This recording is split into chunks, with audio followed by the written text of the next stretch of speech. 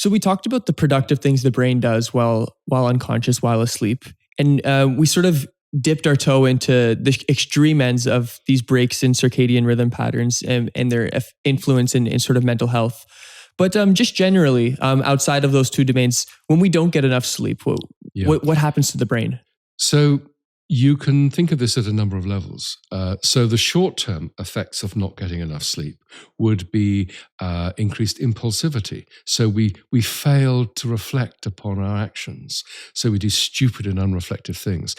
We think, "Oh, I can get that red stoplight." Actually, you can't. And if you were fully rested, you wouldn't. So stupid and unreflective things, increased irritability, the failure to be able to concentrate and multitask are all features of not getting enough sleep, and the loss of empathy, which I think is really so interesting. That is interesting. The failure to pick up the social signals from friends, colleagues, and family degrades. So all of the wonderful things that the brain allows us to do, that essentially makes us human, including our sense of humor, incidentally, is affected by short-term loss of sleep. And we've all experienced this. When you go into longer-term loss of sleep as a result of night shift work, for example, right, then you've got some real problems. So the first point is that most night shift workers don't shift their body clock with the demands of working at night. And the assumption has been, well, you do adapt, and you don't. 97% of night shift workers do not adapt. And they don't adapt because of light exposure. You're working with relatively dim light in the workplace at night, in the factory or in the offices. But then you experience bright natural light on the journey home. And the clock always defers to the bright light signal as being daytime. So the clock doesn't shift. You get over jet lag because, of course, you're exposed to light in the new time zone. But that's the only game in town. Right. And so there is that real tension for night shift workers.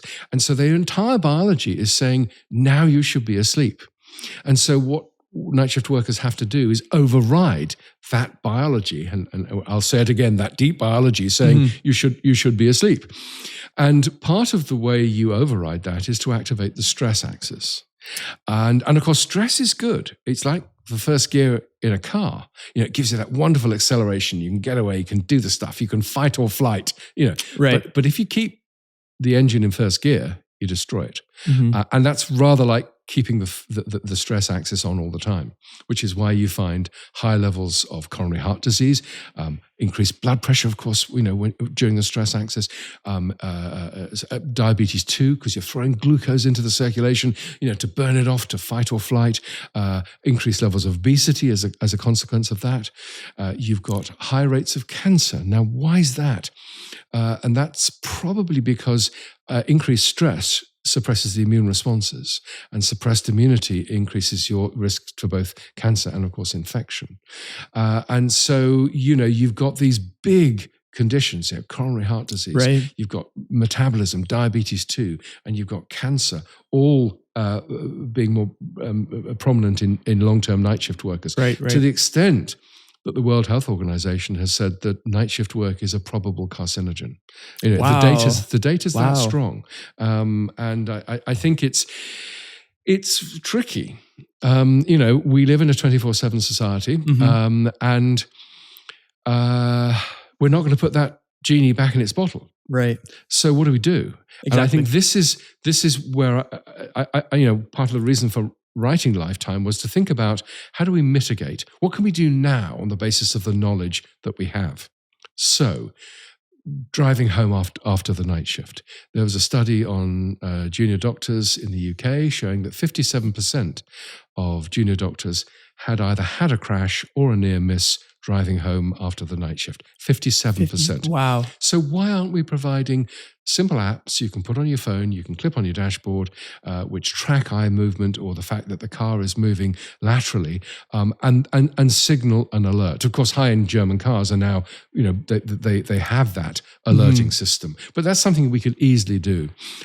Knowing there are high rates of cardiovascular disease, diabetes 2, obesity. What kind of food should we be making available to our night shift workers?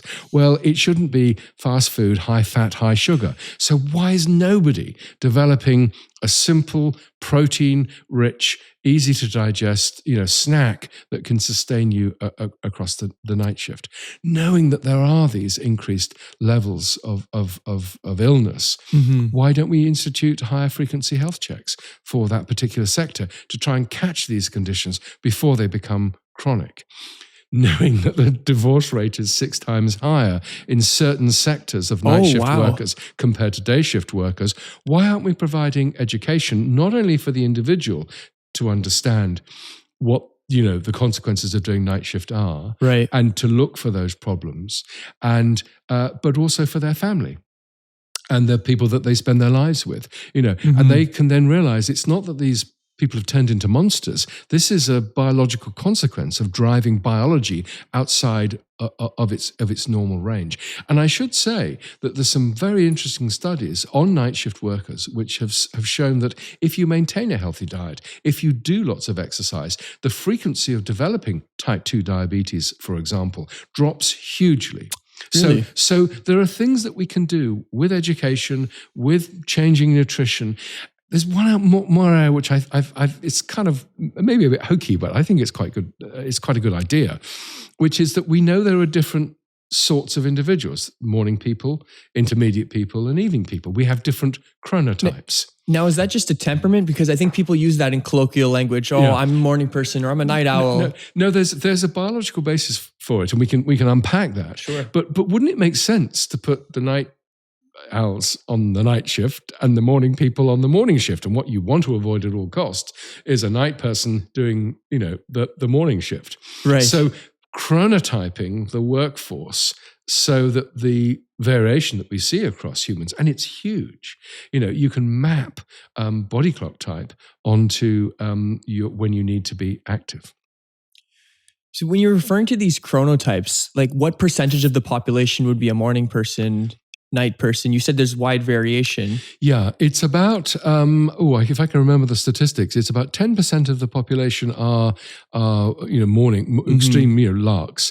About 65% will be intermediate types, and the rest tend to be later types. And there are more later types than there are early morning types. Right.